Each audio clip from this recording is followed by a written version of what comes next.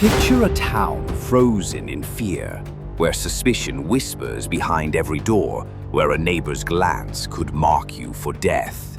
This was Salem, Massachusetts in 1692, a town gripped by a terror so deep it consumed reason itself. A few girls' strange behaviors ignited a wildfire of panic. A simple accusation could ruin a life, destroy a family, and plunge the town into chaos. What started as a hunt for witches became something far more terrifying, a fever of paranoia, hysteria, and vengeance.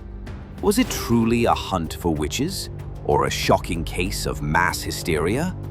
Tonight, we travel back over 3 centuries to uncover Salem's darkest hour, and the haunting lesson it still holds.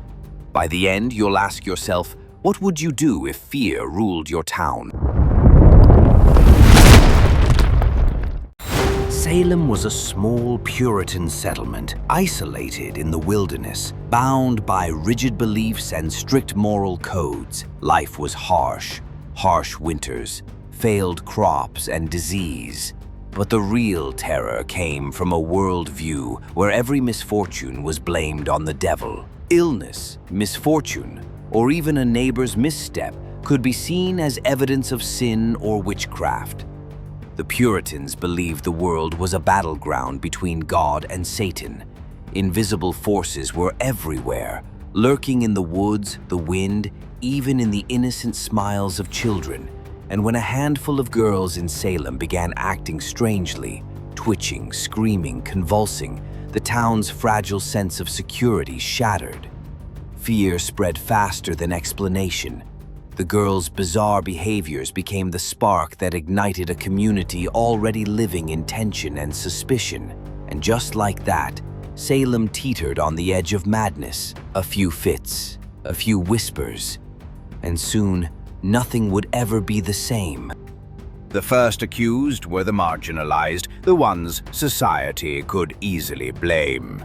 Tituba, a Caribbean slave, Sarah Good, a destitute beggar, and Sarah Osborne, an elderly woman who had lived on the fringes.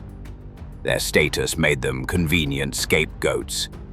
The girls' behavior escalated. Fits, screaming, convulsions, and claims that invisible forces tormented them. The community watched in horror. At first, disbelief, then panic. Soon, neighbors began pointing fingers at neighbors, fueled by fear and envy. Trust shattered. The town's social fabric began to unravel.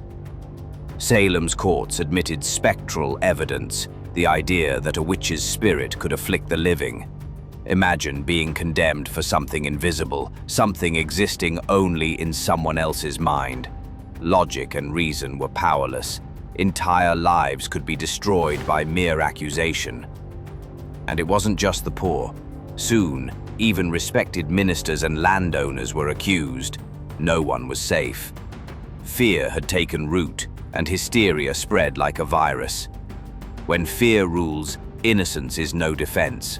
And in Salem, fear ruled everything. By mid-1692, accusations exploded. Over 200 people were accused of witchcraft. Panic became contagious. Families turned on families. Friends turned on friends. No one could trust anyone, not even themselves. Executions began. 19 men and women were hanged. One man, Giles Corey, was pressed to death under enormous stones, refusing to plead, uttering the defiant words, "More weight." Homes were abandoned, children orphaned, and a once tight community was torn apart.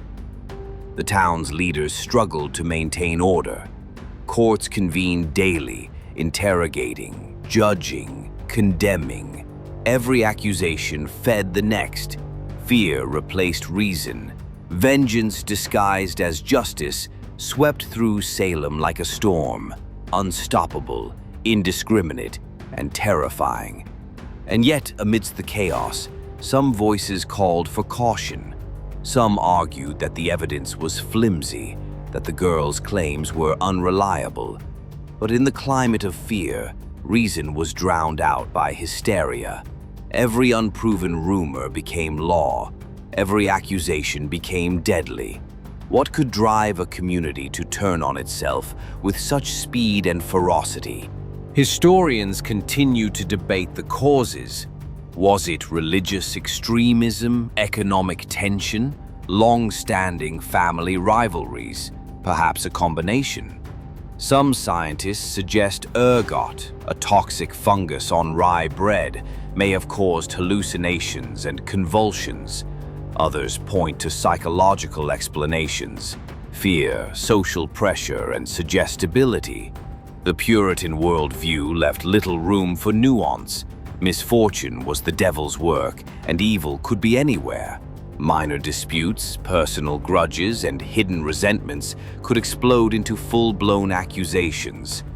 Communities divided by social class, religion, and wealth provided the perfect breeding ground for hysteria.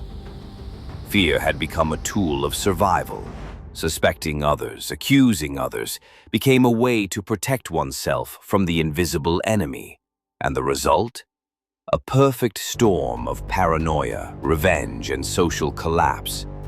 Could fear alone create a crisis so powerful it sweeps away law, reason, and compassion?